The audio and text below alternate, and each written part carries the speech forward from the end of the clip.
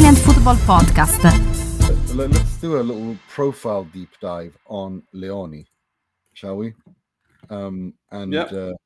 Let's talk about the question we were asked as well. How much of a talent is he? And what do we make of this Liverpool thing? He's a fantastic talent. He's 18 years old. He does have a small sample size in terms of experience at Serie A. I think it was 17 games. It was only this calendar year that he really broke out once Christian Kivu came in. He was phenomenal in those 17 games. He was certainly the best probably the best centre back. I'm not going to say certainly, probably the best centre back in Serie A during that time. Physically a monster, 6'5", aerially a monster. I think I saw a stat. He had the most aerial duels won in Europe's top 5 leagues for players under the age of 20 last season. And he just fantastic in duels. Case in point, his performance against Napoli in the 0-0 draw. I think 2 games from the end of the season or 3 games from the end of the season. He marked Lukaku. Lukaku, we all know how strong he is, how defenders just get bullied by him. It was the other way around. An 18-year-old Leoni was bullying and pushing Lukaku to the floor. Lukaku was bullied to the floor at least a couple of times in that game. He did the same against Vlahovic. Okay, maybe less impressive, but still, he completely dominated Vlahovic in the Juventus game when Parma won. He intercepts and reads the game really, really well. He looks like the real deal. He looks like the real deal.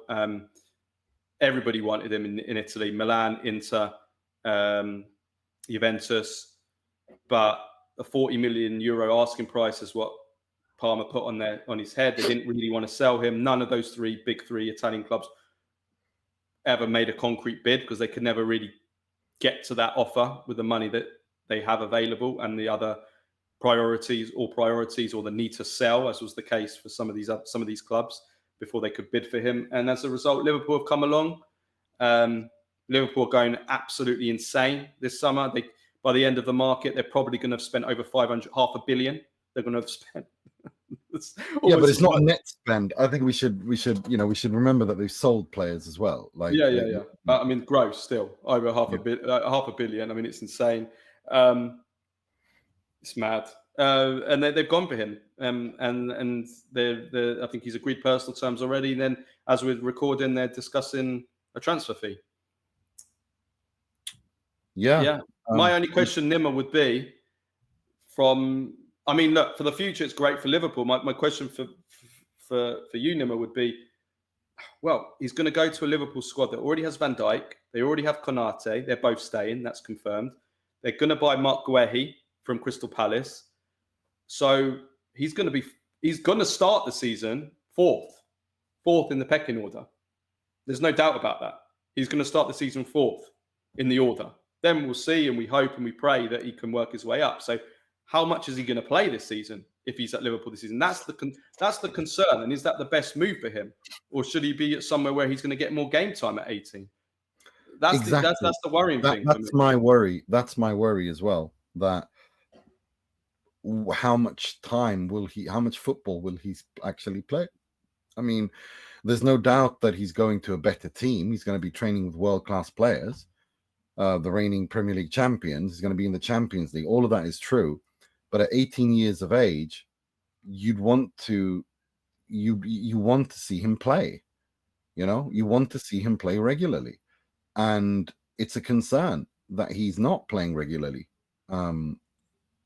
If that were to happen. So yeah, I'm worried about that. I'm really worried about that because again, that Van Dijk, these other players you mentioned, they're all ahead of him in the pecking order, and as they should be. I mean, you don't. I mean, it's not a surprise. So that is a concern for me. But then again, if Van Dijk is getting on a bit, it's not getting any younger. They want to look to the future. I don't know. I really don't know what's going to happen. I hope that it's a loan back to Parma would be nice if he could spend this one season at Parma and then go next summer, a bit like the Georgian goalkeeper Mamadashvili from Valencia. Mamadashvili, yeah. Like that would be good, because everything we were told this window was that he was even questioning whether to go to Inter, who were probably the Italian team that were most ahead out of the Italian teams for Leoni, because he wanted to be playing regularly in a World Cup year, because it seems the word is that Leoni is going to get a call up for the Italy national team in September. Well, you know, if he goes to Liverpool and he doesn't play much, again, World Cup year, like Donnarumma, you can't. How can you pick him for Italy if he's not playing at all for Liverpool? It's going to be another Chiesa situation as well, who's still there as well, by the way. So you know, that's the concern. I don't doubt that training with all those players will be fantastic, and he'll learn from someone like Van Dijk, who's been one of the best defenders of his generation, and he'll learn. That will make him a better defender, I'm sure. But you've got to play as well at that age. So yeah, that's the concern. Yeah, it is a concern. The other concern is the obvious one, is that Serie A's going to lose another big young talent. And what's most concerning is we're not just losing big young talents now from the smaller relegation teams, which is an issue. Our bigger teams can't even buy the best talents from the relegation teams in Serie A. We're losing them now as well. But also, we're losing the best young Italian talents. We're using the Italian talents and the best young Italian talents to the Premier League.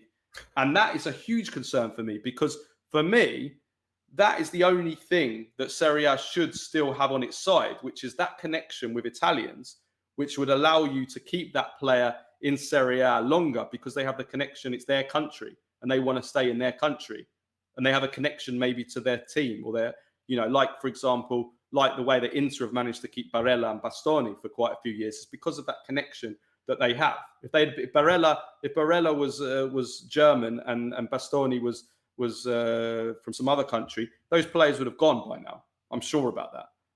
So now we can't even keep the Italian talent. So that is hugely concerning. And also, that is also a huge concern, but it's also something that you've been talking about as well, and also something that Simone Tonia revealed to us on the Intermercato deep dive, that Piero Ausilio has wanted Leoni since he was at Padova, but they never went for him. And last year, when they could have gone for him, they went for Thomas Palacios instead, which is, I mean, it's easy. Hindsight is 2020, but that is a shocking decision to get wrong, because Palacios looks like a fridge.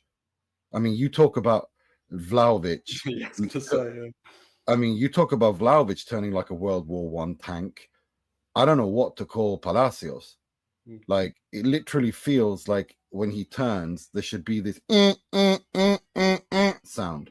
Like he literally looks like moves like an elephant moves. It's so slow, and it's just. I mean, it can happen. It can happen, but in hindsight, it's. But again, it's one of those ones. My point I wanted to make on this is that, again, about the pathway for Italian talent in Italian clubs. Why did you go after an Argentinian player when you had an Italian player there who was a talent? You could have bought him and loaned him to Parma, and then you would have controlled him like you did with Francesco Pio Esposito. Like, this is what I'm pissed off with the Italian big clubs. The Coppolas and Leonis should not happen. Should not happen. No, I agree. You could say that, like even Milan, for example. Milan have signed a centre back this summer in De Vinta. I think I like De Vinta. I think he's a really good player. But De Vinta cost 20 million, which I think is a decent, fair price. I'm not saying it's a bad price, but they could have got Coppola for half of that.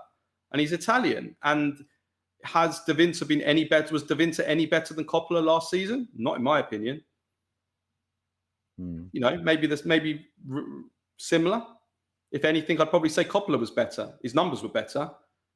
So again, I think it's this whole anti-Italian bias in that the Italian clubs have almost created a bit of an inferiority complex for themselves. Maybe because we've started to struggle, whereby they trust a foreign youngster more than they trust an Italian youngster. They just seem to think because they've got a foreign name, there's more chance of that youngster becoming good. And that's probably like what happened, say, with a Palacios, maybe.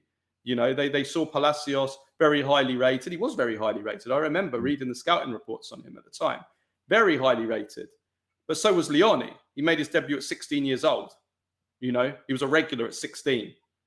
So it was obviously a big talent. It was just, well, Leoni is an Italian name and Palacios is a foreign name. Well, we think that it's an anti-Italian bias. I don't think it's an anti-Italian bias. I think it's the inferiority complex. I think it's that's what it is, and also a competence issue that they don't seem to.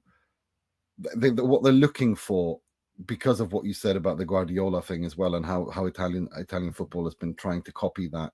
I think that's because Italy don't traditionally produce those kinds of players. I think it's the fact that because of the identity crisis that Italian football has, this happens. But it should not happen. The Coppolas and Leonis should not happen. It should never happen. They should stay in Italy. The Juves, the Inters, the Milans should be scooping these up. And listen to this, Nima. Looks just broken now. Nicola Schira, Giovanni Leoni to Liverpool from Parma for 35 million euros plus 10% future sell-on is going to be completed soon. So it's 35 million. Okay, there's a 10% sell-on, but 35 million euros.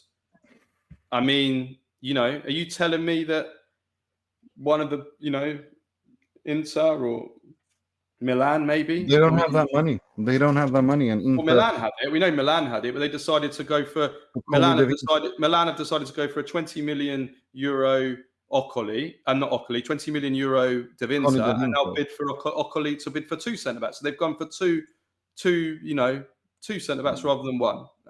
When Leoni's probably, certainly got a much higher ceiling than both of those players. So, yeah. It is what it is, but it also ties back to the fact that in Italian clubs have no money.